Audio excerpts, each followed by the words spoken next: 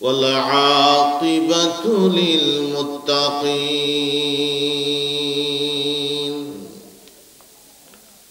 والصلاة والسلام على حبيبه الكريم الذي كان نبيا وآدم بين الماء والطين أكمل الأكملين وأجمل الأجملين سيد المرسلين وخاتم النبيين وعلى آله وأصحابه وأزواجه وذريته وأولياء ملته وعلماء أهل سنته وجميع أمته أجمعين. أما بعد فقد قال الله تعالى في كلامه المجيد وفرقانه الحميد أعوذ بالله من الشيطان الرجيم بسم الله الرحمن الرحيم ولله العزة ولرسوله وللمؤمنين ولكن المنافقين لا يعلمون. صدق الله مولانا العظيم وصدق رسوله النبي الحبيب الكريم. إن الله وملائكته يصلون على النبي يا أيها الذين آمنوا صلوا عليه وسلموا تسليما. اللهم صل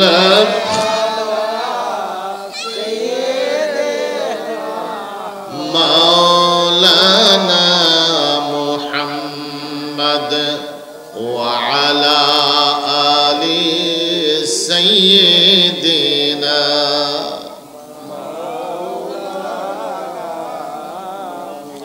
সবাই পড়ুন, যারা ডানে বামে বসে আছেন আপনারাও পড়েন।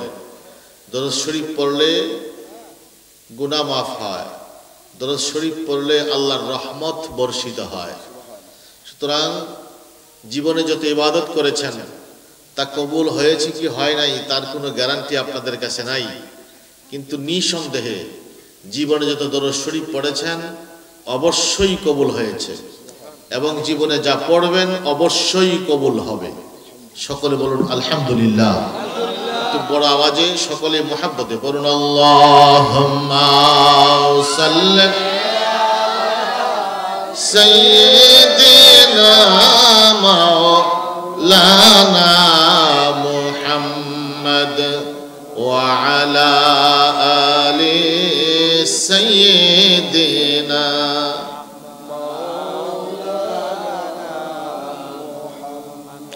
هو الحبيب الذي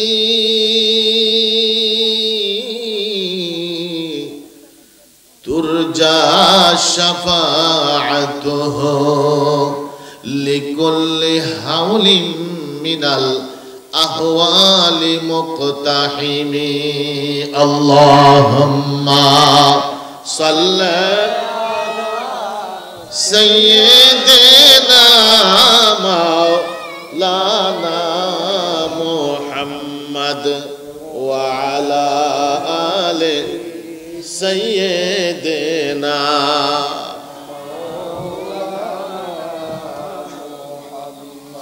সবাই প্রাণ খুলে মহব্বতে পড়েন বালাগাল উলা বিকামালিহি কাশাফাত তুজা বিজামালিহি হাসনাত জামিউ খাসালিহি সাল্লু আলাইহি ওয়া আলিহি বালাগাল উলা বিকামালিহি কাশাফাত তুজা বিজামালিহি হাসনাত জামিউ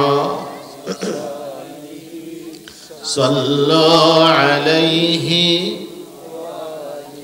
तेरे नस्ल पाक में है बच्चा बच्चा नूर का तेरे नस्ल पाक में है बच्चा बच्चा नूर का तो ही आईने नूर तेरा सब घराना नूर का बलगल उला बिकमालिही कशफत तुजा बिजमालिही हसनत जमीअ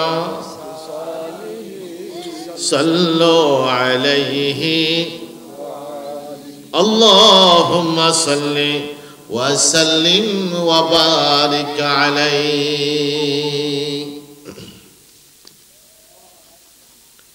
उपस्थित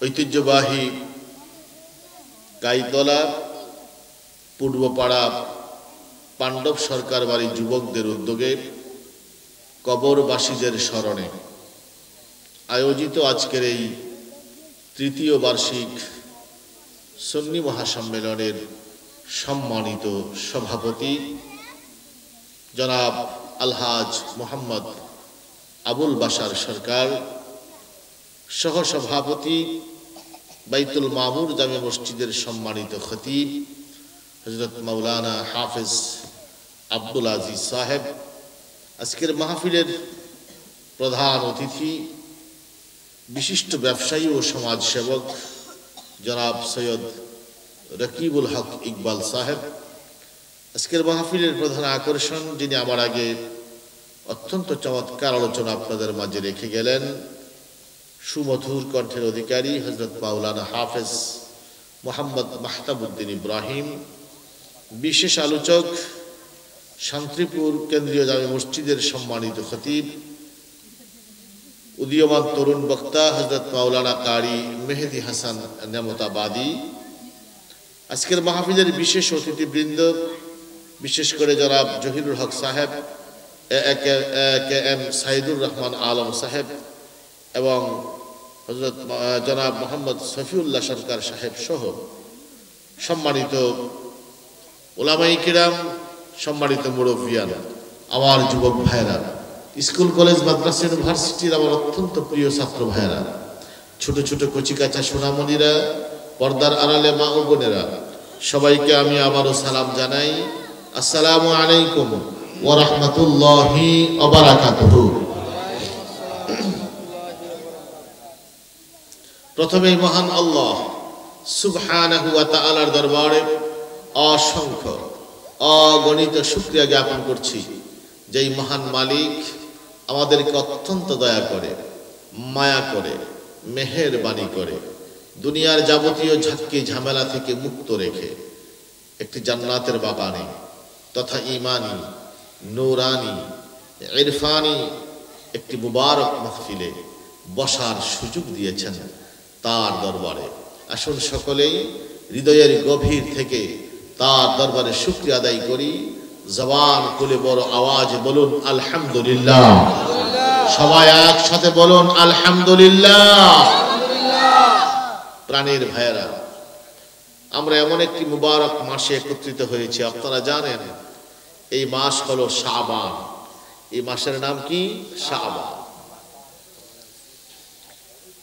এই শাবান, এটি শাআবুন মাজদার থেকে অথবা তাশাউবুন মাজদার থেকে এই শাবান এই শব্দটি এসেছে, যার অর্থ হবে বিচ্ছিন্ন করা অথবা প্রসারিত করা। বিচ্ছিন্ন করা অর্থে যদি শাবান হয় তখন তার অর্থ দাঁড়াবে এই শাবান মাস যখন আসে আল্লাহ সুবহানাহু ওয়া তাআলা বান্দার আমলনামা থেকে গুনাহগুলো বিচ্ছিন্ন করে দেন। একটু বড় করে বলেন না সুবহানাল্লাহ। আর যদি প্রসারিত অর্থ হয় তাহলে অর্থ হবে এই শাবান যখন আসে আল্লাহ সুবহানাহু ওয়া তাআলা তার রহমত বান্দাদের জন্য প্রসারিত করে দেন। সুতরাং যেই দিক থেকেই এই মাস আমরা বিবেচনা করি আমাদের লাভের, এটা বরকতময় মাস, যেই মাসের বরকতের জন্য আল্লাহর হাবিব দোয়া করেছেন। সুবহানাল্লাহ। এই বাবারা কথা বলবা না, এই ছোট ছেলেরা কথা বলবা না, বাবা কথা বলবা। ভাইরা আমার, এই শাবান এমন একটি মাস, এই মাসের ফজিলত কত। আল্লাহর হাবিব ফরমান, সমস্ত আম্বিয়া আলাইহিমুস সালামের উপরে আমার মর্যাদা যেমন, তথা আমার রাসূলের সাথে কি অন্য নবীদের, অন্য রাসূলদের কোনো তুলনা চলে? সকলে বলেন নাকি চলে নাকি?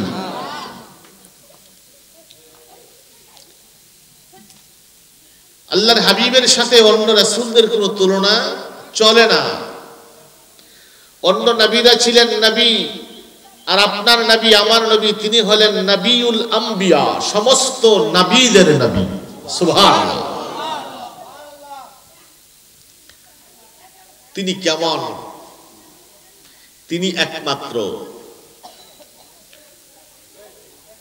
এজন্যই শেরে বাংলা আজিজুল হক রহমতুল্লাহ আলাইহি কাসিদা লেখেন, नहीं दू जहां में मिसाले मोहम्मद, जमाले खुदा है कमाले मोहम्मद। এই দু জাহানে আল্লাহর হাবিবের কোনো উদাহরণ নাই, তার উদাহরণ তিনি নিজেই। এজন্য শাহ আব্দুল আজিজ মুহাদ্দিস দেহলভী রাহমাতুল্লাহ আলাইহি লেখেন, বাদ আজ খুদা বুজুর্গ তুই কিসসা মুখতাসার। আল্লাহর পরে যার অস্তিত্ব, আল্লাহর পরে যার শান, আল্লাহর পরে যার মান, আল্লাহর পরে যার ইজ্জত, তিনি আপনি নবী মুহাম্মদুর রাসূলুল্লাহ সাল্লাল্লাহু আলাইহি ওয়াসাল্লাম। আল্লাহর পরে আপনার অস্তিত্ব, এর মাঝখানে আর কেউ নাই। তিনি কেমন?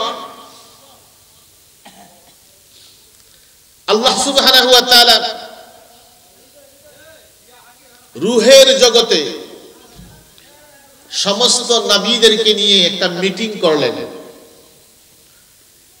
ওই মিটিং এর সদস্যবর্গ হলেন সমস্ত আম্বিয়া আলাইহিমুস সালাম, সমস্ত নবী।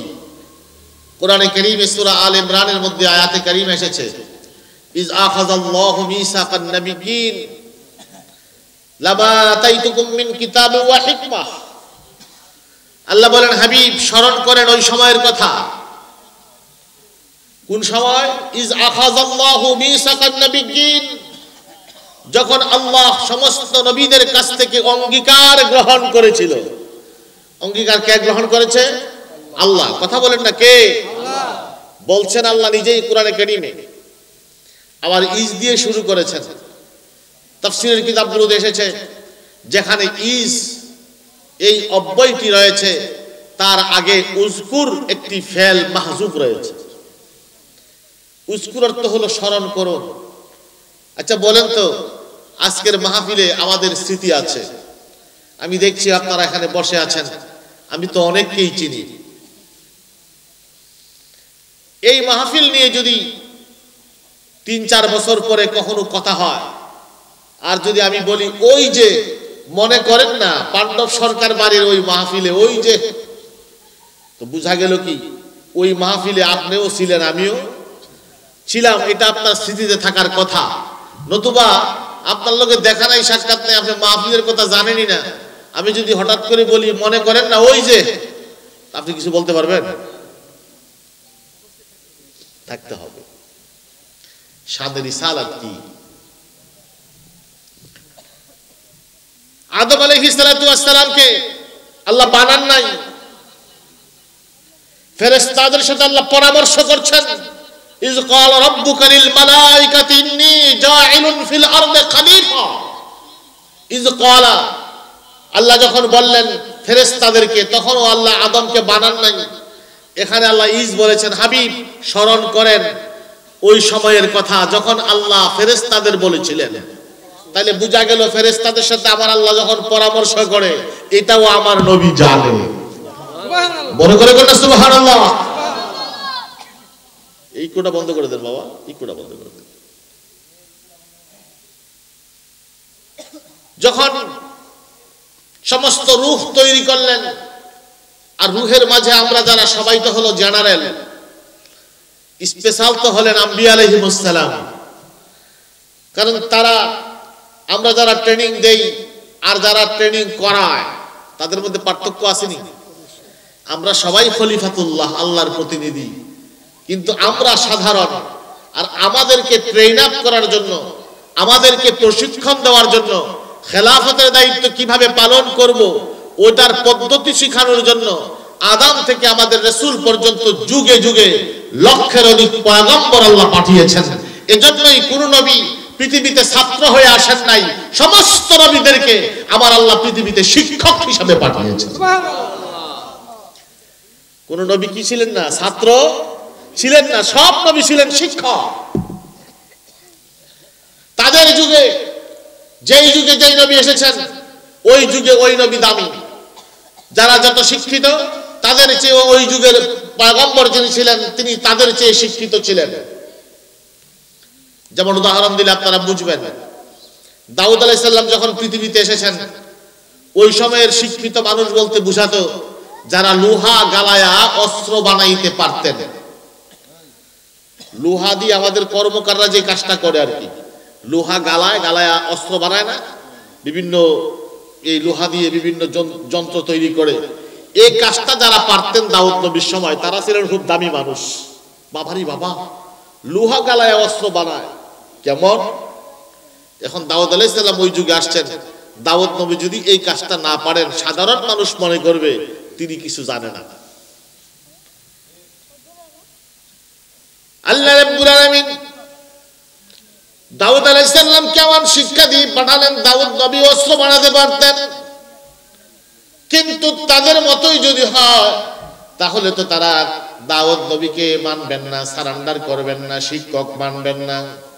আল্লাহ রাব্বুল আলামিন এমন এক যুগে পাঠালেন যেই যুগের মানুষগুলো লোহা গালায় অস্ত্র বানায়, কিন্তু দাউদ নবীও বানাতেন। ওই যুগের মানুষগুলো লোহা গালাইতো আগুনে পুরাইয়া পুরাইয়া, আর দাউদ নবী লোহা গালাইতেন আগুনে পুরাইয়া না, তিনি লোহা গালাইতেন হাতে চাপ দিয়া। তার আগুন দিয়ে পুরায়, দাউদ নবী হাত দিয়ে চাপ দেয়। আল্লাহু আকবার বলেন। তাফসীরের কিতাবে এসেছে। এবার তারা কয় আশ্চর্য বিষয়, আগুন দিয়েই তো লোহা গালাইতে পারি না, তিনি হাত দিয়ে চাপ দিলে লোহা গলে যায়। তিনি আসলে আল্লাহর নবী, তিনি আল্লাহর নবী। তারা সারেন্ডার করে ফেললেন। এখন গোটা জাতি মানতে বাধ্য আসলে তিনি নবী। লোহা গালায় লাগাম চাপ দিলে লোহা গলে যায়, এটা সাধারণ মানুষের পক্ষে সম্ভব না। এটা তো দাউদ নবীর মুজিজা। সুলাইমান নবী যখন পৃথিবীতে এসেছেন, তখন ছিল যারা নাকি যানবাহন তৈরি করতে পারতেন।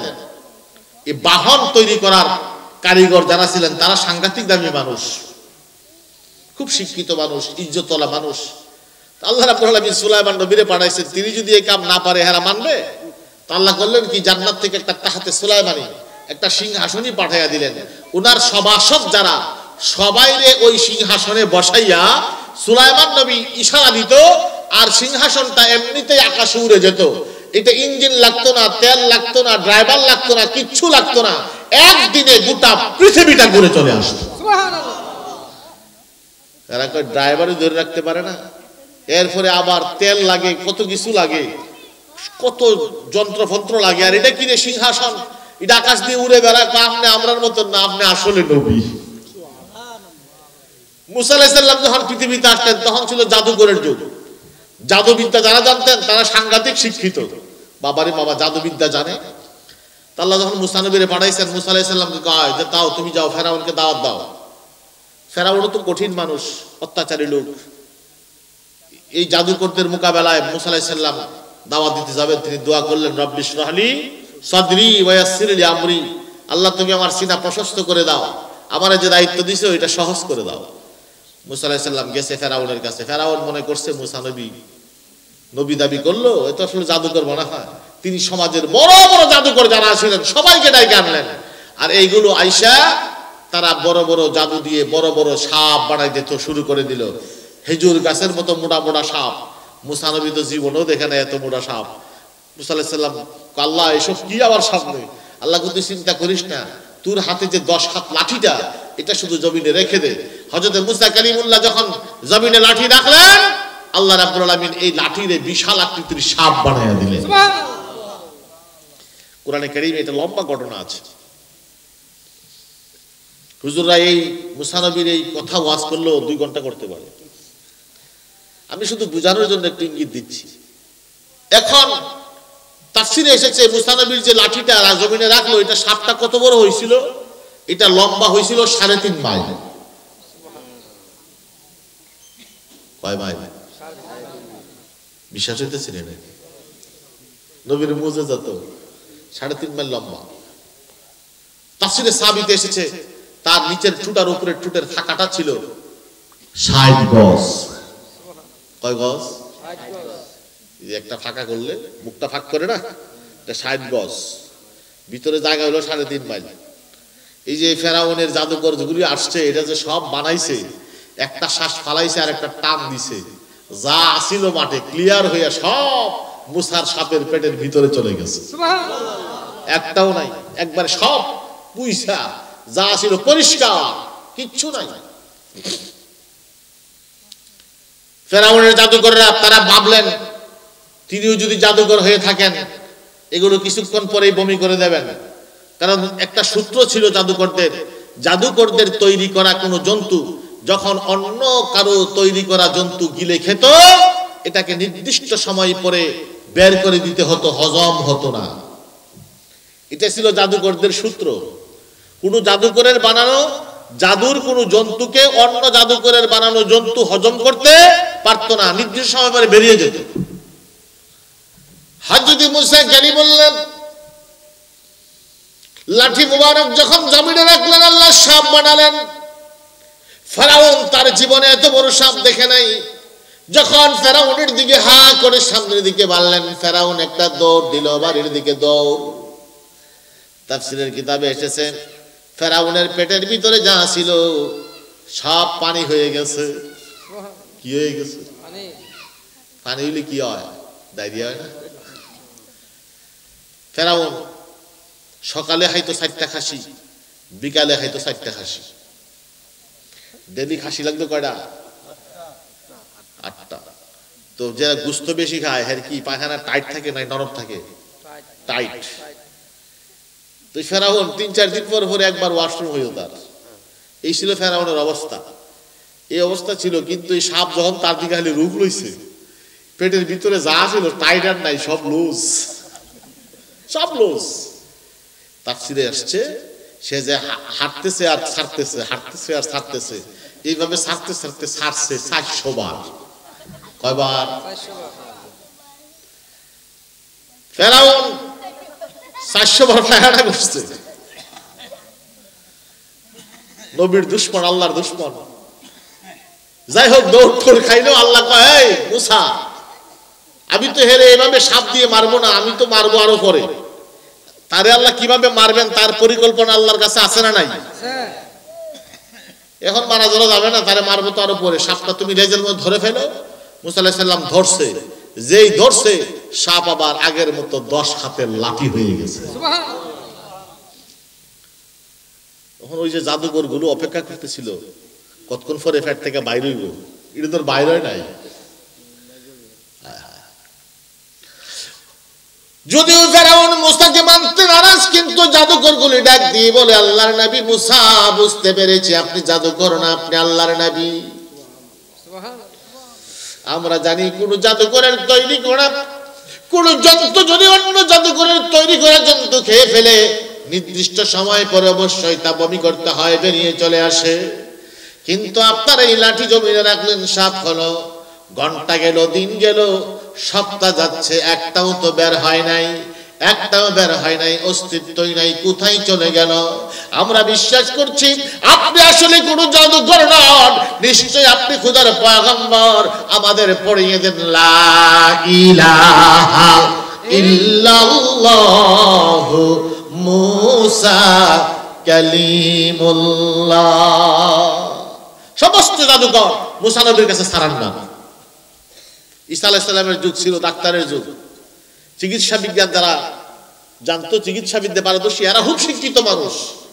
যত বড় ডাক্তারই হোক, কুষ্ঠরোগীর কোনো চিকিৎসা তখন ছিল না। কিন্তু হযরত ঈসা নবী খালি ফু দেয়, কুষ্ঠরোগী ভালো হয়ে যায়। আল্লাহু আকবার বলেন। ডাক্তারটি কয় ওষুধই নাই, এবার একটা ফু দিলে ভালো হয়ে যায়। জববন্ধ ভালো করার কোনো চিকিৎসা নাই, কিন্তু ঈসা আলাইহিস সালাম হাত দিয়ে মোড় দিলেই জববন্ধ ভালো হয়ে যায়। আল্লাহু আকবার বলেন। সমস্ত ডাক্তার মিলে বলল, আসলে আপনি আমরার মতন চিকিৎসক বা ডাক্তার এমনটা নন। ডাক্তার যদি হতো ঔষধ লাগতো, ডাক্তার হলে জববন্ধ ভালো করে আমরাও জানতাম, কুষ্ঠরোগী ভালো করার চিকিৎসা আমরাও দিতে পারতাম, কিন্তু আমরা চিকিৎসা জানি না। আপনি ফু দিলেই ভালো হয়। কবরের পাশে দাঁড়িয়ে বলেন কুম বিইজনিল্লাহ। শত শত বছর আগের কবর থেকে মানুষ লাফ দিয়ে উঠে যায়, আল্লাহু আকবার বলে দাঁড়িয়ে যায়। আপনি আমাদের মতো ডাক্তার না, আপনি খোদার পয়গম্বর। সুবহানাল্লাহ। সমস্ত যুগে নবীরা শিক্ষিত।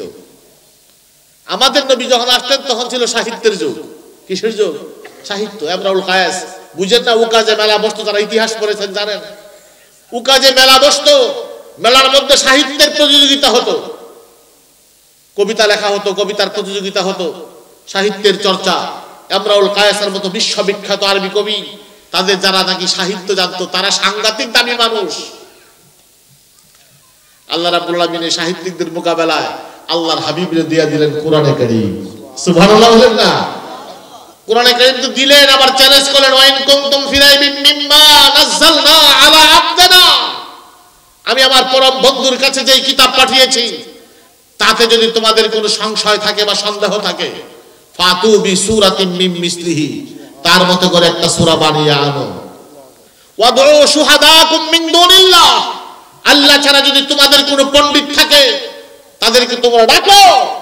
ইন কুনতুম সাদিকিন, তোমরা যদি তোমাদের ধারণায় সত্যবাদী হও।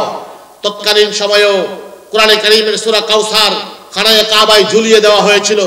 তৎকালীন কবিরা পারে নাই, আজ থেকে ১৫০০ বছর কেউ পারেনি।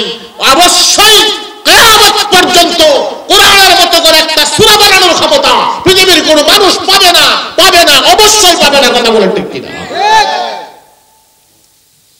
সারান্ডার, সব সাহিত্যিক সারান্ডার। তারা বলে দিলেন লাইসা হাযা কালামুল বাশার, এ কোরআন কখনোই মানুষের বানানো কথা হতে পারে না, এটা নিশ্চয়ই কার বাণী? আরেকটা চ্যালেঞ্জ আমার আল্লাহ করলেন, আল্লাহর হাবিবকে দিয়ে করিয়ে দিলেন বিজ্ঞান। এখন বিজ্ঞানের যুগ, যত দিন যাচ্ছে বিজ্ঞান উন্নত হচ্ছে, ঠিক কি না? আজকে যারা কাইতলা গ্রামে বসে ঘরের ভিতর থেকে সৌদি আরবে ফুলার লগে কথা কন ভিডিও কলে, ৩০ বছর আগে কি ভাবছেন নাকি এমন কথা কইবেন? ভাবেন নাই। ৩০ বছর ৩৫ বছর আগে পোস্ট অফিস গুলো কি গ্যাদারিং ছিল। সকালবেলা দুধ বিক্রি করার আগে আর পরে বাপ খালি গিয়ে বইয়ে থাকতো, ফিওন সাহেব কই, সিডিআইসি ভূতের, ঠিক কি না? আর এখনকার ফুলাফান জানেই না পোস্ট অফিসে কি হয় না হয়। আমরাও তো জানি না, খালি পরীক্ষা চাইলে তখন পোস্ট অফিসের কথা মনে হয়, খাতাটি জমা দেওয়ার লাগে। পোস্ট অফিসের কোনো খবর আছে? চিঠিপত্র কেমন পোস্ট অফিসে আসে? এখন হোয়াটসঅ্যাপে, মেসেঞ্জারে, বিভিন্ন ভাবে ইমেইলে চিঠি চলে আসছে। চিঠির জন্য আর এখন পোস্ট অফিস লাগে না। আমি যেটা বলতেছিলাম, আজকে ৩০ বছর আগে যেটাকে আমরা মিথ্যা ভাবতাম, যেটা ভাবি নাই, আজকে এটা সত্য। নিশ্চয়ই আজকেও আমরা যেটা নিয়ে ভাবছি না, হয়তো ৩০ বছর পরে তার চেয়েও কিছু হয়ে যাবে, ঠিক কিনা বলেন? বিজ্ঞান উন্নত হচ্ছে, আরো উন্নত হবে। হোক, বিজ্ঞান যতই উন্নত হোক, হতে থাকবে, কিন্তু আমার নবীকে টপকিয়ে যাওয়ার ক্ষমতা বিজ্ঞানের নাই। কারণ আমার নবীকে আল্লাহ ভ্রমণ করালেন আরশ আজিম পর্যন্ত। সুবহানাল্লাহ। কোন বিজ্ঞানী প্রথম আকাশ পর্যন্ত যেতে পারবে না, অবশ্যই পারবে না। কথা বলেন ঠিক কিনা? বিজ্ঞান যতই উন্নত হোক, আল্লাহর হাবিবের মেরাজের মোকাবেলায় বিজ্ঞান ফেল করতে বাধ্য। বিজ্ঞান যত উন্নত হবে, পৃথিবী যতদিন থাকবে, ততদিন আমার নবী যে সেরা, এই কথা শুনি করে একজন নবীর নামের সাথেও আমার আল্লাহ রাসূল শব্দটি যুক্ত করে দেন নাই। রাসূল শব্দটি রেখে দিয়েছেন, কলমাতে সংযুক্ত ছিল না। ওই একজন রাসূল যিনি তার নামের সাথেই শুধু রাসূল আছে, লা ইলাহা ইল্লাল্লাহু মুহাম্মাদুর রাসূলুল্লাহ সাল্লাল্লাহু আলাইহি ওয়াসাল্লাম। তো বলতেছিলাম এই রাসূলের ইজ্জত সমস্ত রাসূলের উপর আছে না নাই? সমস্ত নবীর উপর আছে না নাই? এখন আমার নবী, যে কথা লম্বা হয়ে গেছে, আমার নবীজি বলতেছেন, ও সাহাবারা, এই যে শাবানের চাঁদ, এই শাবানের মর্তবা তোমরা জানো, মর্যাদা জানো? সমস্ত আম্বিয়া আলাইহিমুস সালামের উপরে আমি মুহাম্মদুর রাসূলুল্লাহ সাল্লাল্লাহু আলাইহি সাল্লামের মর্যাদা যেমন, সমস্ত মাসের উপরে শাবানের মর্যাদা তেমন। সুবহানাল্লাহ। এমন শাবানের চাঁদে আমরা বসেছি। আব্দুল কাদের জিলানী রাহমাতুল্লাহ আলাইহি তিনি তার কিতাবের মধ্যে লেখেন, এই যে শাবান, এটার মহত্ব নামের ভিতরেই আছে। শাবানের নামের ভিতরেই কি আছে? শাবানের গুরুত্ব আছে। কেমনে? যেমন শিন দিয়ে বুঝায় শারাফ, ইঙ্গিত করছেন শারফের দিকে। শারফুন শব্দের অর্থ মর্যাদা। শারফুন অর্থ কি? মর্যাদা। শারফুন দিয়ে মর্যাদা বোঝানো হলো, এইদিকে ইঙ্গিত করা হলো কেন? প্রথমত শাবানের মর্যাদা আছে না নাই? এই শাবানকে যে গ্রহণ করলো, শাবানে যে অধিকখানে ইবাদত করলো, বেশি করে রোজা রাখলো, শাবান মাসটাতে আল্লাহর কাছে কান্নাকাটি করলো, ওই মানুষটাও আর সাধারণ থাকে না, ওই মানুষটা তখন মর্যাদাবান হয়ে যায়। শাবানের মর্যাদায় মানুষটাও মর্যাদামণ্ডিত হয়। এই জন্য প্রথম বর্ণ হলো শিন, শারফ। 2 নাম্বার হলো উলুবুন আইন। উলুবুন শব্দের অর্থ মহান। আচ্ছা, কেউ যখন আল্লাহর পক্ষ থেকে মর্যাদা পায়, এই মানুষটা কি সাধারণ থাকে না মহান হয়? মহান। এই জন্য 2 নম্বর ইঙ্গিত হলো উলুবুন আইন, মহান। এবার এই মাসের সাথে সম্পর্ক কিসের? সওয়াবের। এই জন্য 3 নাম্বার বর্ণ হলো বা দিয়ে বীরুন। এ বাবারা কথা বলো নাই, ছেড়ে কথা বলো।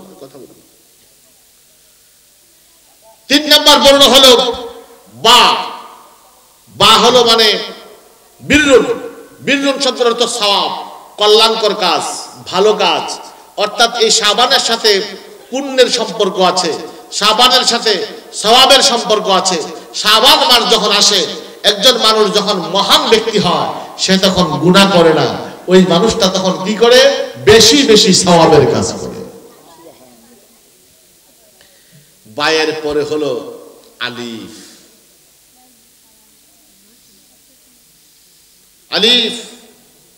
আলিফ দিয়ে হলো উলফাত। উলফাত শব্দের অর্থ ভালোবাসা, প্রেম, ভালোবাসা। আচ্ছা, একটা মানুষ যদি শারফ হয়, মর্যাদা মণ্ডিত হয়, একটা মানুষ যদি মহান হয়, একটা মানুষ যদি নেককার হয়, তখন এই মানুষটার নিশ্চয় কারোর সাথে বন্ধুত্ব হবে। আচ্ছা বলেন তো, এমন মানুষের বন্ধুত্ব কার সাথে হবে? আবার ওয়াজ কি বুঝতে সমস্যা দিচ্ছে নাকি? কঠিন হয়ে যাচ্ছে? তাহলে বলেন, একটা মানুষ মর্যাদাবান, একটা মানুষ মহান, একটা মানুষ নেককার, ওই মানুষের বন্ধুত্ব কার লগে হবে? ওলিউল্লাহ, আল্লাহর ওলি। ওলি অর্থ কি? আল্লাহ যখন আপনার ওলি, তখন অর্থ হবে আল্লাহ অভিভাবক। আর আপনি যখন আল্লাহর ওলি, অর্থ হবে আল্লাহর বন্ধু। সুবহানাল্লাহ বলেন না? এই জন্য ওলি শব্দের অর্থ বন্ধু, ওলি শব্দের অর্থ অভিভাবক, ওলি শব্দের অর্থ বন্ধু, ওলি শব্দের অর্থ অভিভাবক। আপনি যখন আল্লাহর বন্ধু, আর তখন আল্লাহ আপনার অভিভাবক। আল্লাহু আকবার বলেন। হের বন্ধুত্ব কার লগে হইব? কথা বল না, কার লগে? আল্লাহর সাথে হবে না? এই জন্য ইঙ্গিত হলো উলফাত। তখন আল্লাহর সাথে তার ভালোবাসার সৃষ্টি হয়। আল্লাহর লগে যদি কারো ভালোবাসা থাকে, এই মানুষটার ভিতরটা কি অন্ধকার থাকবে না আলোকিত থাকবে? আলো। এই জন্য শাবানের শেষ বর্ণটি হলো নূর। নুন দিয়ে ইঙ্গিত হলো নূর। নূর, নূর মানে তার সিনায় তখন আর অন্ধকার থাকে না। ওই মানুষের সিনায় তখন আলোতে আলোকিত হয়, আলো উদ্ভাসিত হয়, ওই মানুষের সিনায় তখন আলো চমকাতে থাকে, নূর চমকাতে থাকে। তাহলে এই শাবান মাসে আমরা আজকে একত্রিত হতে পারলাম। আল্লাহ যদি ইচ্ছে করেন আমাদের সিনাকে আলোকিত বানাতে পারেন কি পারেন না? সকলে বলেন পারেন কি পারেন না? আল্লাহ যেন কবুল করে, সকলে বলেন আমিন, আরো জোরে বলেন আমিন। যাই হোক বন্ধুরা আমার, আমি যে বিষয় একটু ছোট্ট আয়াতে কারিমার অংশ তিলাওয়াত করেছি, সূরা মুনাফিকুনের ৮ নম্বর আয়াতের শেষের একটু অংশ আমি তিলাওয়াত করেছি। যে আয়াতে কারিমে আল্লাহ সুবহানাহু ওয়া তাআলা ইরশাদ ফরমান, বিসমিল্লাহির রহমানির রহিম, ওয়ালিল্লাহিল ইজ্জা। আল্লাহ বলেন আল্লাহর ইজ্জত আছে। আল্লাহর ইজ্জত আছে নি? এরপর আল্লাহ বলেন ওয়ালি রাসূলিহি, রাসূলের ইজ্জত আছে। ওয়ালিল মুমিনিন, ঈমানদারেরও ইজ্জত আছে। আল্লাহর ইজ্জত আছে, তার রাসূলের ইজ্জত আছে, ঈমানদারেরও ইজ্জত আছে।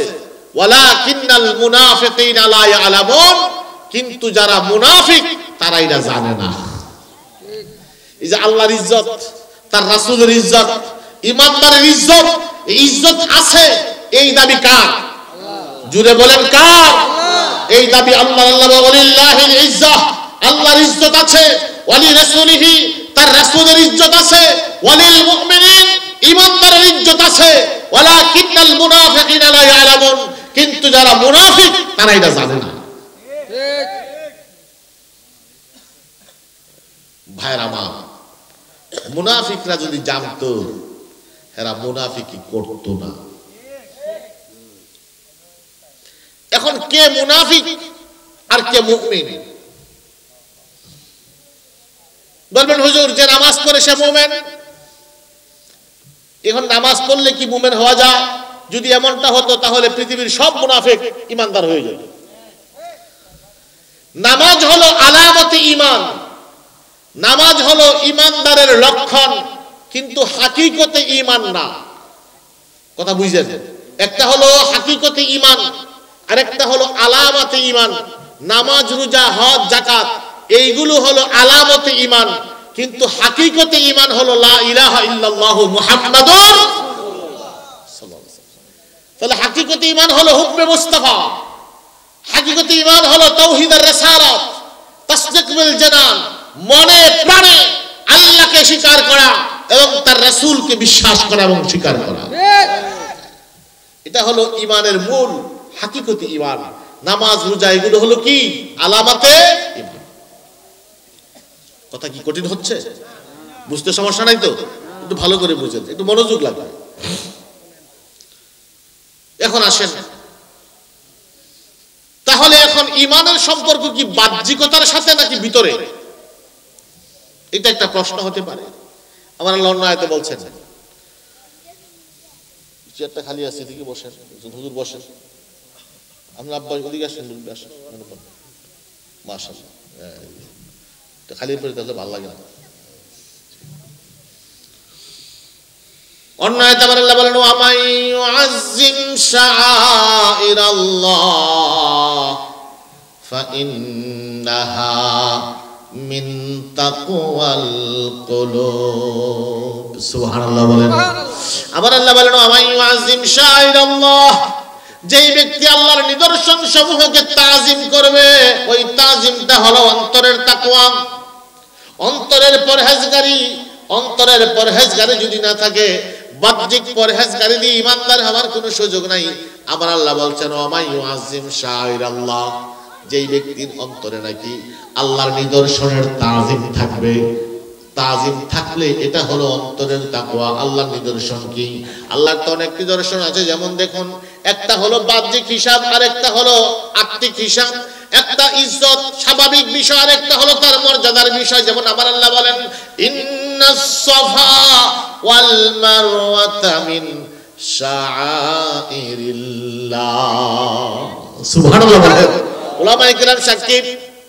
আমার আল্লাহ বলছেন, ইন্নাস সাফা ওয়াল মারওয়াতা মিন শাআইরিল্লাহ। আল্লাহ বলেন সাফা আর মারওয়া দুইটা পাহাড়। আপনি দেখতে তো অন্য পাহাড়ের মতোই, এটাও তো পাথরের পাহাড়, সাথে তো আরো পাহাড় আছে, জাবালে আবি কুবাইস আছে, জাবালে উমর আছে, আছে না নাই? পার্শ্বেই তো আরো আরবের বড় বড় পাহাড়গুলো আছে, কিন্তু আমার আল্লাহ ওই পাহাড়ের বানাই। কাতারের পার্থক্য আছে, কোরআনের পার্থক্য আছে, কোনো পার্থক্যই তো নাই। তাহলে কোন পার্থক্যের কারণে একজন মানুষ 1 নাম্বার জান্নাতি হয়ে গেলেন, আরেকজন মানুষ 1 নাম্বার জাহান্নামী হয়ে গেলেন? পার্থক্যটা কি? বাইরে না ভিতরে? কথা বলেন, ভিতরে। এটা হলো তাকওয়া। ভিতরে কি পার্থক্য? আব্দুল্লাহ ইবনে উবাই যদিও বাহ্যিকভাবে নামাজি, আবু বকর সিদ্দিকের মতোই নামাজ পড়েছে, কিন্তু তার অন্তরে আমার নবীর তাজিম ছিল না, আমার নবীর তাজিম ছিল না। কিন্তু পক্ষান্তরে আবু বকর সিদ্দিক নামাজ পড়েছেন, আবু বকর সিদ্দিকের অন্তরে আমার নবীর তাজিমের কোনো কমতি ছিল না। ও প্রাণের ভাইরা আমার, আল্লাহ বলেন যদি আমার নিদর্শনের তাজিম না থাকবে, আর এই তাজিমটা হলো অন্তরের তাকওয়া। এখন আমার নবী শেয়ার কিনেন, কিতাবের নাম বলছি হুজ্জাতুল্লাহিল বালিগা, হযরত শাহ ওয়ালিউল্লাহ মুহাদ্দিস দেহলভী রাহমাতুল্লাহ আলাইহি কিতাবখানা পড়া লিখেছেন। কামিল ক্লাসে, কামিল ফিকাতে আলিয়া মাদ্রাসায় তা পড়ানো হয়, কওমি মাদ্রাসার মধ্যেও এই কিতাবটা পড়ানো হয়, হুজ্জাতুল্লাহিল বালিগা, তাসাউফের কিতাব। আমি যখন কামিল ফিকাতে জামিয়া আহমদিয়ায় পড়ি, আমাদের হেড মুহাদ্দিস হুজুর এই কিতাবটা পড়াতেন। তিনি বলতেন আমি কিতাবটা বুঝি না, আমি এই কিতাব বুঝি না, পাগলা বেড়া কি লেখছে আমি কিচ্ছু বুঝি না। আমরা তখন ভাবতাম হুজুর বলে কি 50 বছর পর্যন্ত যে মানুষটা বুখারী পড়াইলো ওই মানুষ কই কিতাব বুঝি না। আমরা আশ্চর্য হয়ে যেতাম হুজুরের কথা শুনে। পরবর্তীতে যখন আমি হযরত শাহ ওয়ালিউল্লাহ মুহাদ্দিস দেহলভীর আরেকটা কিতাব পড়লাম, কিতাবটার নাম হলো আদ-দুররুস সামিন ফি মুবাশশিরাতিন নাবিয়্যিল আমিন। ওই কিতাবের মধ্যে শাহ ওয়ালিউল্লাহ মুহাদ্দিস দেহলভী রাহমাতুল্লাহ আলাইহি লেখেন, তিনি বলেন আমি একদিন ঘুমের ঘরে স্বপ্নে দেখি আমার ঘরের মধ্যে ইমাম হাসান আর হুসাইন দুই ভাই হাজির হলো। ইমাম হাসান আর হুসাইন আমার ঘরের মধ্যে আসলেন। আমার ঘরে আইসা ইমাম হাসান তার হাত থেকে একটা কলম আমাকে উপহার দিলেন। কলমটা উপহার দিয়ে বললেন হাদা কালামু জাদ্দি, ও ওয়ালিউল্লাহ এই কিতাব, এই কুরআন, এই কলম যেমন তেমন কলম না, এই কলমটা আমার নানা জানের কলম। এই কলমটা আমারে উপহার দিলেন। কলমের নিপটা ভাঙা ছিল। ইমাম হুসাইন আমার হাত থেকে কলমটা নিয়ে কলমের নিপটা ঠিকঠাক করলেন, ঠিকঠাক করে আমারে দিলেন। আর হযরত ইমাম হুসাইনের গায়ের মধ্যে একটা চাদর জড়ানো ছিল, ওই চাদরটা তিনি তার গা থেকে খুললেন, খুলে বললেন নাও না ওয়ালিউল্লাহ এই চাদরটাও আমার নানা জানের চাদর, এটাও তোমার উপহার দিয়ে গেলাম। হযরত শাহ ওয়ালিউল্লাহ মুহাদ্দিস দেহলভী রাহমাতুল্লাহ আলাইহি বলেন যেই দিন নাকি আমি আমার হযরত হাসান আর হুসাইনের হাত থেকে আল্লাহর নবীজির কলম মুবারক আর চাদর মুবারক আমি উপহার হিসেবে পেলাম, ওই দিন থেকে আমার সিনাটা আল্লাহ এত প্রশস্ত করে দিলেন। যত কঠিন বিষয় আমি লিখতে যাই না কেন, আমার আল্লাহ সেই কঠিনটাকে আমার সামনে সহজ বানাইয়া দেয়। তিনি কিতাব লিখেছেন হুজ্জাতুল্লাহিল বালিগা।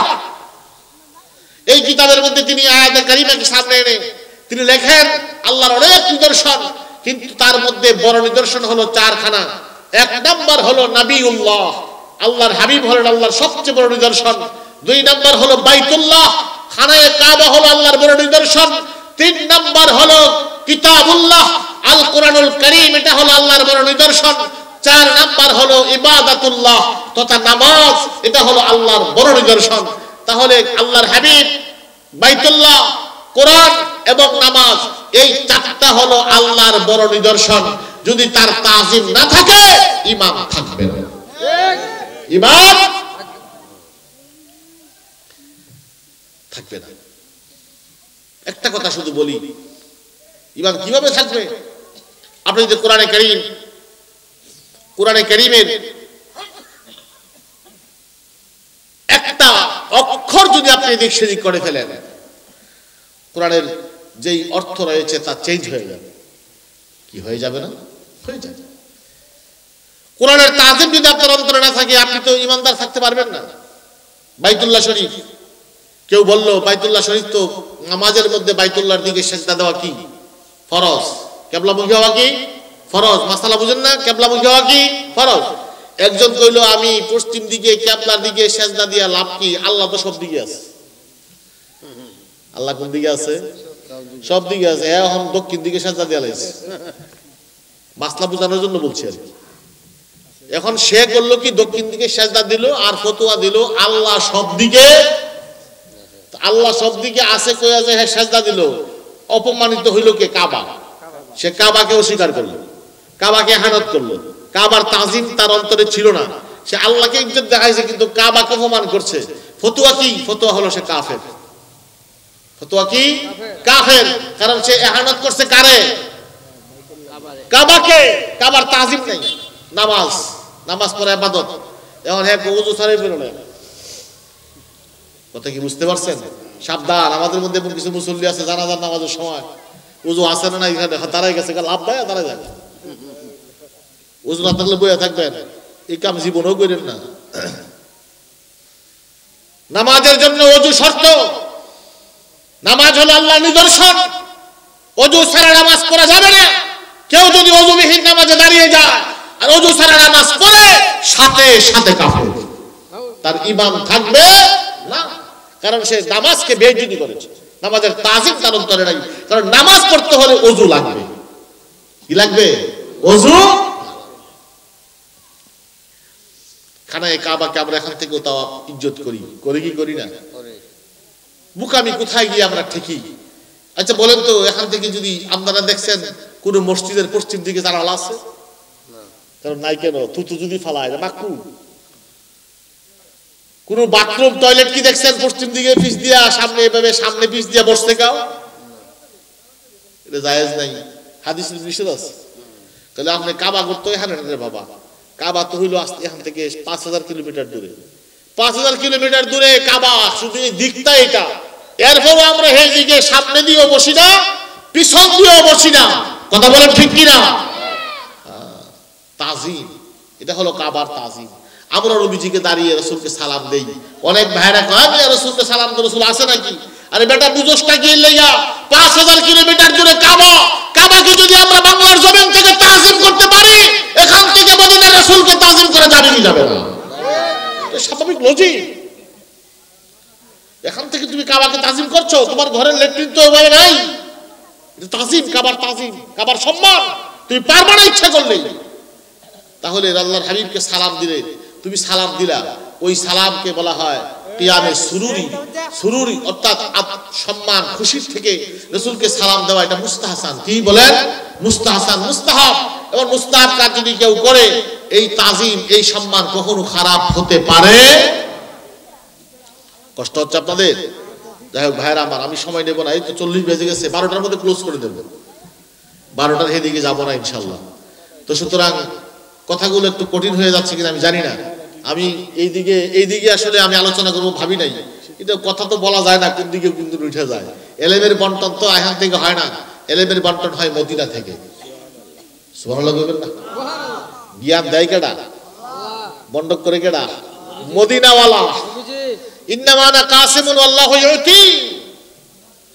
আল্লাহ দাতা সর্বোপরি, নবী কাসেম বন্টনকারী। আল্লাহ দাতা সর্বোপরি, নবী কাসেম বন্টনকারী। নবীজির বন্টনে আমি অধিক দয়া চাই। চলো নবীজির জান্নাতে মদিনাতে যায়। চলো নবীজির জান্নাতে মদিনাতে যায়।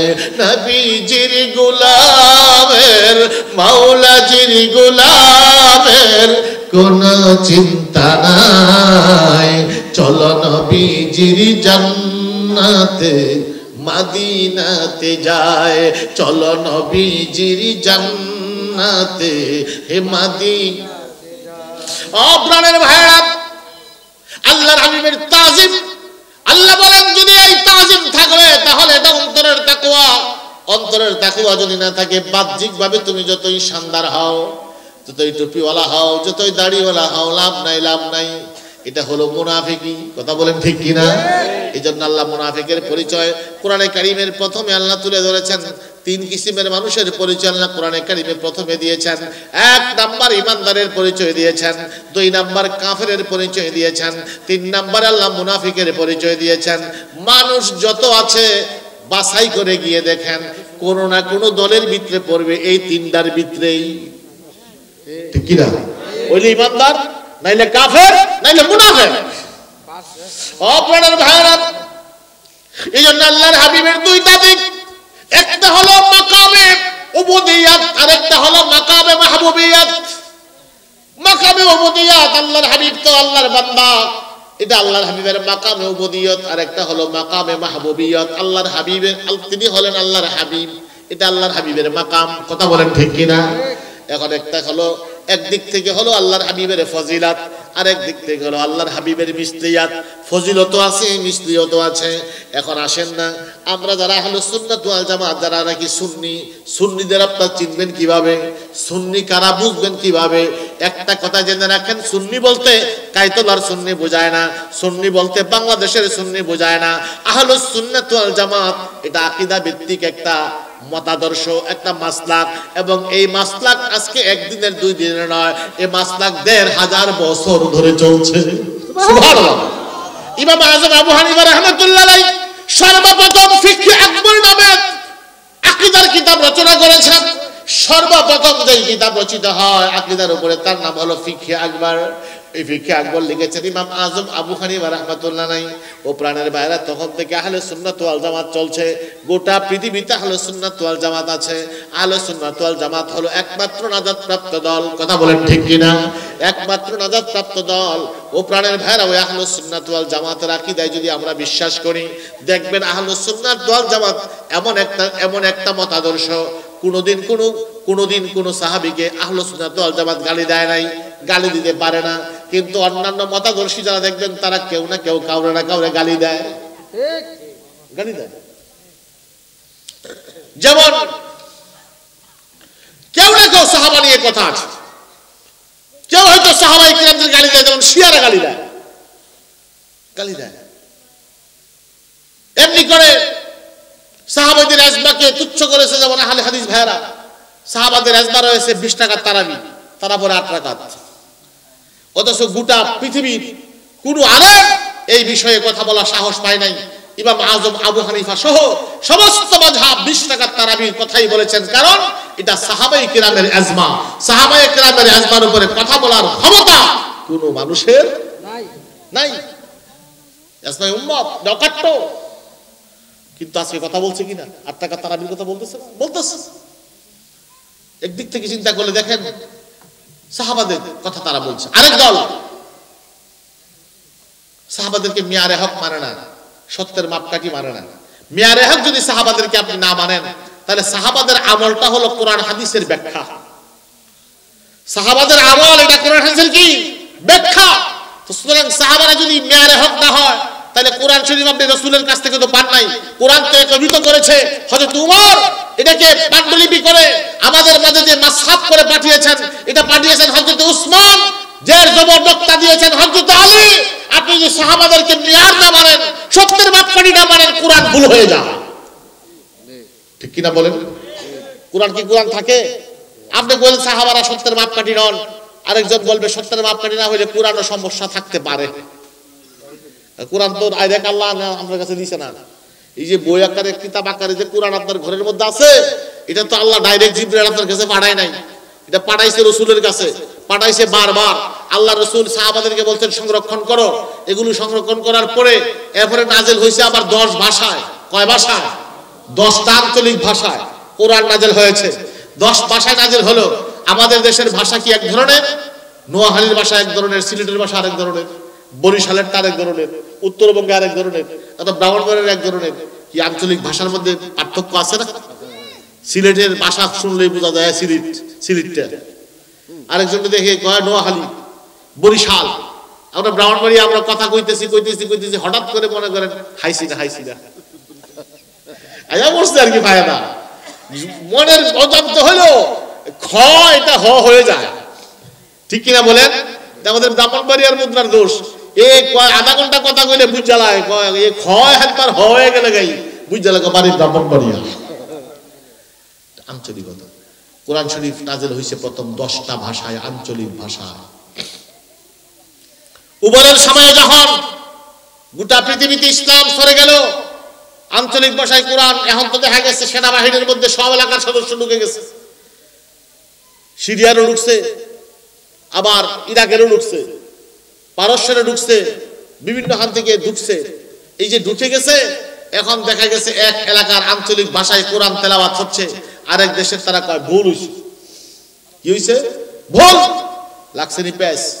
আঞ্চলিক ভাষায় কোরআন এক এক এলাকার একজন সেনাবাহিনী যুক্ত হইছে, নোয়াখালীর একজন যুক্ত হইছে, সিলেটের একজন যুক্ত হইছে। মনে করেন ওর সিলেটের বেটা কয় নোয়াখালীর বেটা ইমামতি করছে, তোমার কোরআন করা হইছে না, সে তো শিখছে সিলেটের ভাষায়। উসমান চিন্তা করলো একবার তো মুসলমানদের মধ্যে কুবাকুবি লাগবে, কি নিয়ে? কোরআন নিয়ে। তিনি কি করলেন? সমস্ত কোরআন মক্কা শরীফের যে ভাষা, ওই ভাষাটা বাদে বাকি 9টা ভাষা উনি ব্র্যান্ড করে দিলেন, সব স্টপ করে দিলেন।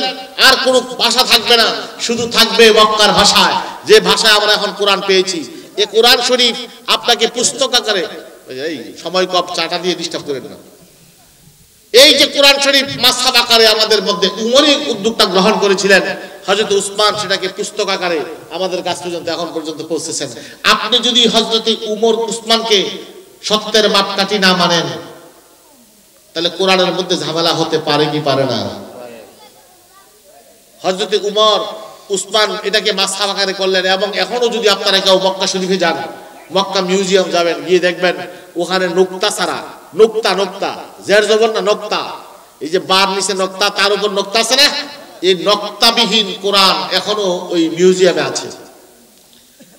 আমরা তো করার সুযোগই নাই, আমরা পারি না, আপনারাও করতে পারবেন। আরবিরা তৎকালীন সময়ে কোন অক্ষরের মধ্যে নোক্তা দিয়ে পড়েন, তারা আয়াব মনে করতো। নোক্তা দিয়ে পড়লে মানুষ মনে করবো অশিক্ষিত। চিন্তা করেন ভাষার কি কি অবস্থা ছিল তাদের। নোক্তা দিয়ে পড়াটা যারা মনে করতো এটা অশিক্ষিত, শিক্ষিত লাগে। এই জন্য নোক্তাবিহীন কোরআন লিখিত হয় প্রথম, নোক্তা ছিল না। হযরত আলী চিন্তা করলেন নোক্তাবিহীন তো দেখেন না, বা তা সা তিনটাতে একই ধরনের লিখতে। এখন নোক্তা না থাকলে আমরা বুঝবো নাকি কোনটা বা, কোনটা সা আর কোনটা তা? জিম হা একই ধরনের, খা একই ধরনের লেখা, উপরে নোক্তা খা, নিচে নোক্তা জিম, নোক্তা সারা হা। দাল জাল একই অবস্থা, নোক্তা থাকলে জাল, না থাকলে দাল। তাহলে নোক্তা না থাকলে আমরা পড়তে পারবো? হযরত আলী প্রথম এই নোক্তাগুলো সংযোগ করলেন কোরআনের মধ্যে, যাতে মানুষ আচরটাকে পড়তে পারে। সুবহানাল্লাহ বলেন না? তাহলে সাহাবায়ে কিরামদেরকে মেয়ারে হক মানে না এমন একটা সব দল বাংলাদেশে আছে, তারা মেয়ারে হক মানতে রাজি না। যদি সাহাবায়ে কিরামকে মেয়ারে হক না মানবেন, তাহলে ইসলামের অনেক মৌলিক বিষয় থেকে যায় যেগুলো মানা আমাদের জন্য সম্ভব হয় না। এজন্য আহলুস সুন্নাত ওয়াল জামাতের আকীদা হলো সাহাবারা মিয়ারে হক। যেটা বলতেছিলাম, কারা সুন্নি? আল্লাহর হাবিবের দুইটা দিক, একটা হলো মিসলিয়াত আর একটা হলো ফজিলত। একটা হলো সাদৃশ্যপূর্ণতা আর একটা হলো মর্যাদা। সাদৃশ্যপূর্ণতা কি? আমার নবীজি পৃথিবীতে এসেছেন মা বাবার মাধ্যমে, এটা আমরাও এসেছি, ঠিক কি না? আমরাও এসেছি, রাসূলও এসেছেন। আল্লাহ রাসূল বিয়ে করেছেন, আমরাও বিয়ে করি। আল্লাহ রাসূল তার সন্তান ছিল, আমাদেরও আছে, কি আছে না? তিনি খাইতেন, আমরাও খাই। এইগুলো হলো মিসলিয়াত, যেগুলো আমাদের সাথে মিলে যায়। এইগুলোকে মিসলিয়াত, এগুলোকে আমরা অস্বীকার করি না, আমরা এইগুলো মানি। কিন্তু সাথে আমরা এজহার করি কি? প্রকাশ করি কোনটা? প্রকাশ করি ওটা। তিনি ঘামতেন, কিন্তু তার ঘাম সাহাবার আতর বলে ব্যবহার করতেন। আল্লাহর হাবিব থুতু মুবারক, আমরাও থুতু দেই। সাহাবায়ে কেরাম সেই থুতু মুবারক চেহারার মধ্যে মালিশ করেছে, আমরা এটা বলি, এজহার করি। আমরা এই কথা বলি, আল্লাহ রাসূল জমিনে হাঁটতেন, কিন্তু তার উপরে সূর্যের ছায়া পড়তো, আবর দেশে ছায়া দিত, সূর্য লাগতো না, চাঁদে ছায়া থাকতো না। আল্লাহ রাসূল ওযু করতেন, সাহাবায়ে কেরাম সেই ওযুর পানি তাদের শরীরের মধ্যে মাখতেন। আল্লাহর হাবিব প্রস্রাব পায়খানা জমিনে করেছেন, কিন্তু কোনো মানুষ সেটা দেখতে পারে নাই, কারণ সাথে সাথে জমিন তা খেয়ে ফেলেছে। আমরা রাসূলের মিসলিয়াত, সাদৃশ্যপূর্ণতাকে স্বীকার করি, কিন্তু আমরা এজহার করি আল্লাহর হাবিবের ফজিলতকে। আর যারা সুন্নি না, তারা ফজিলত মানে কিন্তু প্রকাশ করে আমার নবীর মিসলিয়তকে। কথায় কথায় দেখবেন রাসূল আমরারই মতো ছিলেন, তিনি আদমের সন্তান ছিলেন, আর তিনি এমুক ছিলেন। কথা বলতে গিয়ে তারা শুধু আল্লাহ রাসূল যে আমরারই মতন এইগুলোকে তাইনা নিয়ে আসে, এজহার করে এটা, কিন্তু ওইটা বললে তো আমরা তো এটা মানি, বিশ্বাস করে। আর আমরা আল্লাহর হাবিবের মিসলিয়তকে স্বীকার করি কিন্তু প্রকাশ করি আল্লাহর হাবিবের ফজিলত। যারা মিসলিয়তকে স্বীকার করে, ফজিলতকে প্রকাশ করে, এরা হলো সুন্নি, এরা হলো আহলুস সুন্নাত ওয়াল জামাত। আজকের দিন থেকে যখনই আপনাদের সামনে আমাদের মতো হুজুররা আসবে, যদি তাদের আলোচনায় আপনারা দেখেন আল্লাহর হাবিবের শান প্রকাশ পাচ্ছে, আল্লাহর হাবিবের মর্যাদা প্রকাশ পাচ্ছে, তাদের আলোচনা আপনারা শুনবেন, কারণ তারা সুন্নি। আর যখন দেখবেন তার আলোচনায় আল্লাহর হাবিবকে আমরার সমপর্যায়ে নিয়ে আসছে, আমাদেরই মতো বুঝাচ্ছে, এই স্টাইলের আলোচনায় চলে আসছে, বুঝবেন সে সুন্নি নয়, তার আকীদার মধ্যে গুমরাহি রয়েছে। এরা দলিল বিচার, আমরা দলিল লাগে না। আল্লাহ যেন কবুল করে, সকলে কোন আমিন, আরো জোরে কোন আমিন। আসেন রাসূলকে দাঁড়িয়ে একটু সালাম জানাই। 12 রবিউল আউয়াল সোমবারে হযরতে মা আমিনার ঘরে তাশরিফ আনলেন খায়রুল আনাম ওঠো মুমিনো ওয়াস্তে তাজিমে কিয়াম ইয়া নবী সালামু আলাইকা ইয়া রাসূল সালামু আলাইকা ইয়া হাবিব সালামু আলাইকা সালাওয়াতুল্লাহ আলাইকা ইয়া রাসূলুল্লাহ ইয়া হাবিবাল্লাহ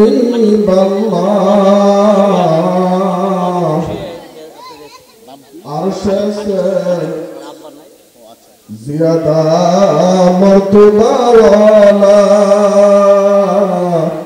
রোজায়ে রাসূলুল্লাহ কা উসে রোজায়ে अनवार पे हम गुलामों की लाखों सलाम या नबी सलाम अलैका या रसूल सलाम अलैका या हबीब सलाम अलैका सलावतुल्लाह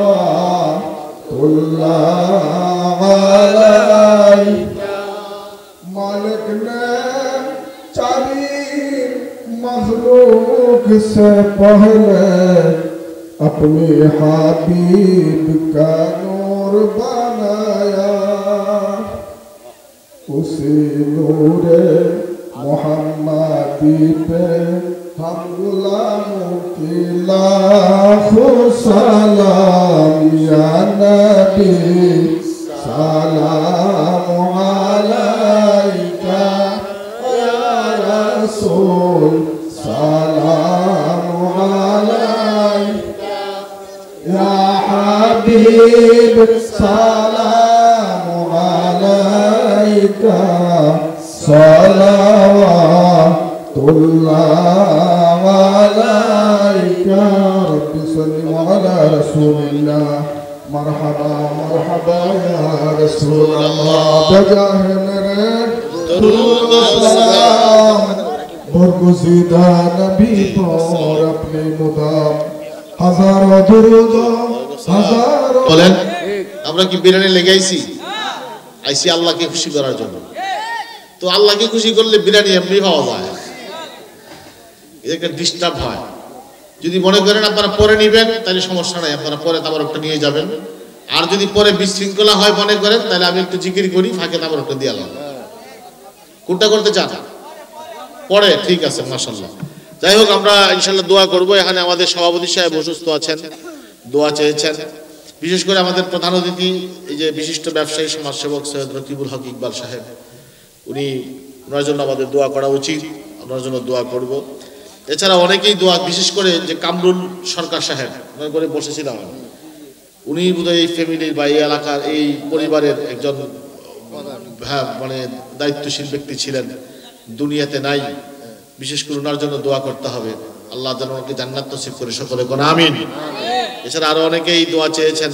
আমাকে ইয়েও ফোন দিয়েছিলেন আমাদের যে আলম ভাই, এই যে আমাদের ইয়েতে চাকরি করেন, যে ইয়েতে আপনার এই এনজিও গুলোতে চাকরি করেন, উনিও ফোন দিয়েছিলেন। তারপরে স্বপন ভাই, উনিও আমাকে লোক পাঠিয়েছেন। আরো অনেকেই দোয়া চেয়েছেন। যাই হোক, দোয়া তো সবার জন্য করবো ইনশাল্লাহ। যার যে মাকসুদ আল্লাহ যেন কবুল করে সকলে কোন আমিন। এই জন্য সূরা ফাতিহা আমরা একবার পড়বো, সূরা ইখলাস 3 বার পড়বো। বিসমিল্লাহির রহমানির রহিম। আলহামদুলিল্লাহি রাব্বিল আলামিন আর রহমানির রহিম মালিকি ইয়াউমিদ্দিন ইয়াকা না'বুদু ওয়া ইয়াকা নাস্তাঈন ইহদিনাস সিরাতাল মুস্তাকিম সিরাতাল লাযীনা আন'আমতা আলাইহিম গায়রিল মাগদুবি আলাইহিম ওয়ালাদ-দাল্লিন। আমিন। সূরা ইখলাস। বিসমিল্লাহির রহমানির রহিম। কুল হুয়াল্লাহু আহাদ আল্লাহুস সামাদ লাম ইয়ালিদ ওয়া লাম ইউলাদ ওয়া লাম ইয়াকুল লাহু কুফুয়ান আহাদ। بسم الله الرحمن الرحيم. قل هو الله أحد الله الصمد لم يلد ولم يولد ولم يكن له كفوا أحد. بسم الله الرحمن الرحيم. قل هو الله أحد الله الصمد لم يلد ولم يولد ولم يكن له كفوا أحد. صدق الله مولانا العظيم وصدق رسوله النبي الحبيب الكريم. হুজুর দোয়া করুন। আমরা দোয়া করব। সবাই যারা সুযোগ আছে নামাজের মতো করে একটু বসেন। যারা নিচে বসেছেন নামাজের মতো করে বসেন। যারা সব মোবাইল টোবাইল সাইডে সাইডে রেখে একেবারে খালেজ ভাবে আল্লাহর কাছে দুখানা হাত তুলে দোয়া করবেন। আল্লাহুম্মা আমিন। যারা দাঁড়িয়ে আছেন মেহেরবানি করে বসে পড়ুন। ও আল্লাহ, আমরা বড় গুনাহগার, রাত গভীরে তোমার শাহী দরবারে দুখানা হাত বাড়িয়ে দিলাম। আল্লাহ, আমার সাথে হযরত উলামায়ে কিরাম হাত বাড়িয়েছেন, দাড়ি পাকা মুরব্বীরা হাত বাড়িয়েছেন। ও আল্লাহ, জানি না আমাদের এই মাজলিস থেকে কার হাতটা তোমার কাছে বড় ভালো লেগেছে। যার হাতটা তোমার কাছে ভালো লাগে তার হাতের উসিলায় মেহেরবানি করে আমাদের জীবনের তামাম গুনাহগুলো মাফ করে দাও। ও ভাইরা, আমরা জানি না কার জন্য জানে আজকের মাহফিল জীবনের শেষ মাহফিল। কত মানুষ আমাদের ছিল, এই মুহূর্তে কত মানুষের চেহারা আমাদের চোখের সামনে। তারাও আমাদের মতো দুনিয়ায় থাকতো, দুনিয়ায় চলতো। তাদের ভারী ঘরগুলো রয়ে গেল, তাদের জমি জামাগুলো রয়ে গেল, কিন্তু তারা তো দুনিয়াতে নাই। ও আল্লাহ, জানি না, আমরাও জানি কোন দিন চলে যায়। আল্লাহ, তোমার শাহী দরবারে মাফ চাই, মেহেরবানি করে আমাদের জীবনের তামাম গুনাহগুলো মাফ করে দাও। রব্বানা যালামনা আনফুসানা ওয়া ইল্লাম তাগফির লানা ওয়া তারহামনা লানাকুনান্না মিনাল খাসিরিন। আয় আল্লাহ, মাহফিলের প্রথম থেকে এই পর্যন্ত যত আলোচনা হলো, জিকির আজকার হলো, মিলাদ কিয়াম হলো, সূরা ফাতিহা শরীফ, ইখলাস শরীফ তিলাওয়াত হলো, আয় আল্লাহ বিশেষ করে তাবারুকেরও আয়োজন হয়েছে। আল্লাহ, মেহেরবানি করে সমস্ত নেক আমলগুলি তুমি কবুল আর মঞ্জুর করে নাও।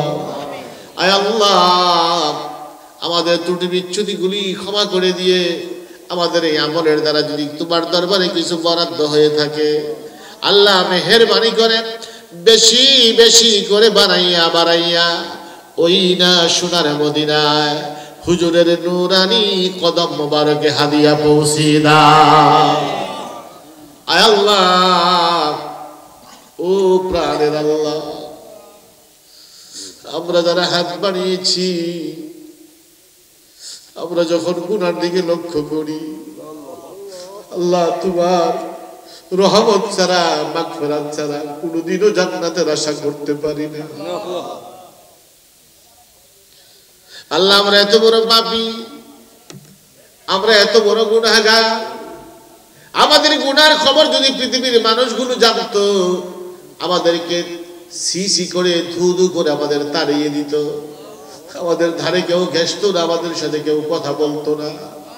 ও আল্লাহ, ও প্রাণের আল্লাহ, তুমি এমন রহমান, তুমি এমন রহিম, আমাদের পাপগুলোকে তুমি ঢেকে রেখে দিয়েছো, কেউ জানে না, তুমি তো জানো। আল্লাহ, আমাদের পাপের দিকে না তাকাইয়া তোমার রহমান তোমার রহিম নামের দিকে তাকাইয়া আমাদের জীবনের তামাম গুনাহগুলো মাফ করে দাও। আয় আল্লাহ তোমার হাবিবের তুফাইলে জামি মুরসালিন আম্বিয়া আলবায় আসহাব শুহাদা তাবিন তাবে তাবিন আম্মায়ে মুস্তাহিদিন উলামায়ে মুতাকাদ্দিমিন মুতাআখিরিন সালফে সালিহিন প্রত্যেকের আরওয়াহ মুবারকে তুমি হাদিয়া পৌঁছিয়ে দাও। আল্লাহ এই বাংলার জমিনে জাহেরে বাতিনে যত ওলামায়ে কিরাম শহীদ আছেন মেহেরবানি করে প্রত্যেকের আরওয়াহ মুবারকে তুমি হাদিয়া পৌঁছিয়ে দাও। আল্লাহ বিশেষ করে কাইতলা গ্রামের কবরস্থানে গ্রামের আনাচে কানাচে যত মানুষ এতিমের মতো শহীদ আছে মেহেরবানি করে প্রত্যেকের আরওয়াহ মুবারকে তুমি হাদিয়া পৌঁছিয়ে দাও। আয় আল্লাহ বিশেষ করে আমরা যারা তোমার শাহী দরবারে হাত বাড়িয়েছি আমাদের অনেকের আব্বা নাই, অনেকের আম্মা নাই, অনেকের আব্বা আম্মা একজনও নাই রে আল্লাহ। এমন মানুষগুলো আমি গুনাহগারের সাথে হাত বাড়িয়েছে।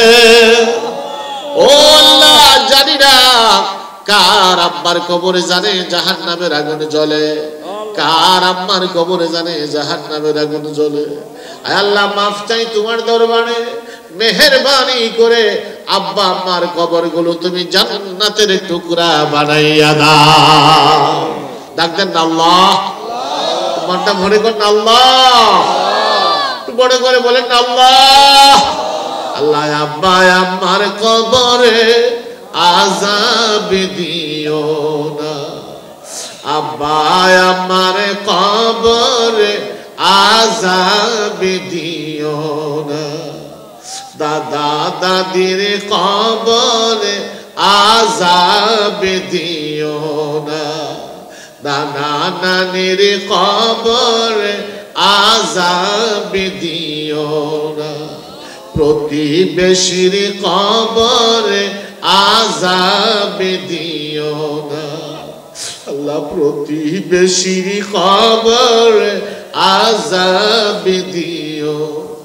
আয় আল্লাহ আমাদের আত্মীয় স্বজন আমাদের প্রতিবেশী গ্রামবাসী যারা দুনিয়া ছেড়ে কবরে চলে গেলেন আল্লাহ তাদের প্রত্যেকের কবরগুলো তুমি জান্নাতের টুকরা বানাইয়া দাও। আয় আল্লাহ বিশেষ করে কামরুল সরকার আল্লাহ এই মানুষটা নিশ্চয়ই এলাকার জন্য মানুষের জন্য কিছু করেছেন, এখনো তার কথা তার পরিবারের মানুষ গোষ্ঠীর মানুষেরা বড় শ্রদ্ধা বড় স্মরণ করে। আল্লাহ মেহেরবানি করে তুমি তার কবরে হাদিয়া পৌঁছিয়ে দাও। আল্লাহ তুমি তার কবরখানা জান্নাতের টুকরা বানিয়ে দাও। তিনি দুনিয়ায় যত ভালো কাজ করে গিয়েছেন আল্লাহ ভালো কাজগুলো তুমি মেহেরবানি করে কবুল করে নাও। আল্লাহ বিশেষ করে এই পাণ্ডব সরকার বাণীর যত মানুষ এই পরিবারের কবরে শাহীদ করে আল্লাহ মেহেরবানি করে তাদের কবরে হাদিয়া পৌঁছিয়ে নিও। আল্লাহ বিশেষ করে আজকের মাহফিল তুমি কবুল করে নিও। এই মাহফিলকে টাকা দিয়ে পয়সা দিয়ে বুদ্ধি দিয়ে শ্রম দিয়ে মেহনত করে আল্লাহ যারা সাজালেন তাদেরকে তুমি কবুল করে নাও। আল্লাহ বিশেষ করে এক ঝাঁক যুবক তরুণ অত্যন্ত পরিশ্রম করে আজকের প্রোগ্রাম করেছেন আল্লাহ যুবকদেরকে তোমার হাতে হাওলা করে দিলাম, মেহেরবানি করে তুমি তাদের কবুল করে নাও। আল্লাহ যুবকদের কলিজা ঠান্ডা করে দাও, আল্লাহ তাদের আব্বা আম্মার কলিজা ঠান্ডা করে দাও। আল্লাহ এই যুবকগুলোকে সুন্নি মুজাহিদ বানায়া দাও। তাদের মধ্যে যারা চাকরি নকরি করেন চাকরিতে আল্লাহ তুমি বরকত দান করো, আল্লাহ প্রমোশনের ব্যবস্থা করো। তাদের মধ্যে যারা ব্যবসা করেন ব্যবসার মধ্যে বরকত দাও। তাদের মধ্যে যারা ছাত্র জেহেন শক্তি বাড়িয়ে দাও। আল্লাহ আমাদের মজলিসে যারা ছাত্র জেহেন শক্তি বাড়িয়ে দাও। আয় আল্লাহ যারা বেকার কর্মসংস্থানের ব্যবস্থা করে দাও।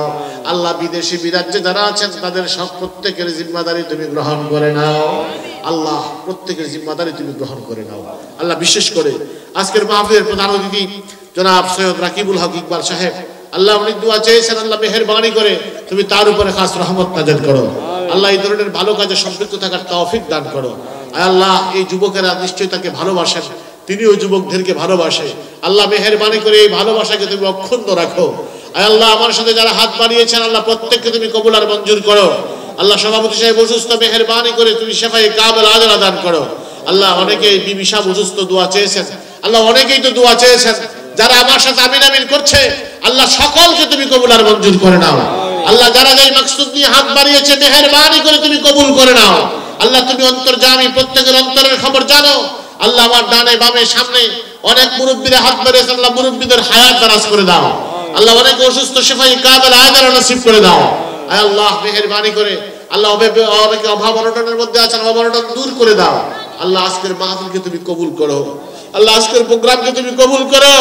আল্লাহ এই প্রোগ্রাম প্রতি বছর করতে পারে আল্লাহ তুমি তোমার বান্দাদের তৌফিক দান করো। আল্লাহ এই প্রোগ্রামকে কেন্দ্র করে আল্লাহ এই গ্রাম এবং এই পরিবারের সকলকে ভাই ভাই হয়ে ঠাই ঠাই হয়ে চলার তৌফিক দান করো। আল্লাহ ভুল বুঝাবুঝি থাকলে আল্লাহ তুমি তা দূর করে দাও।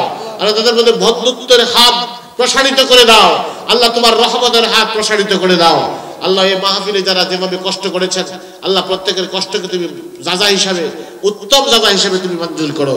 আল্লাহ আমার সাথে আলেম ওলামারা হাত বাড়িয়েছেন, সহসভাপতি সাহেব সহ অনেক ওলামায়ে কেরাম, আল্লাহ তুমি তাদের হায়াতের মধ্যে বরকত দান করো।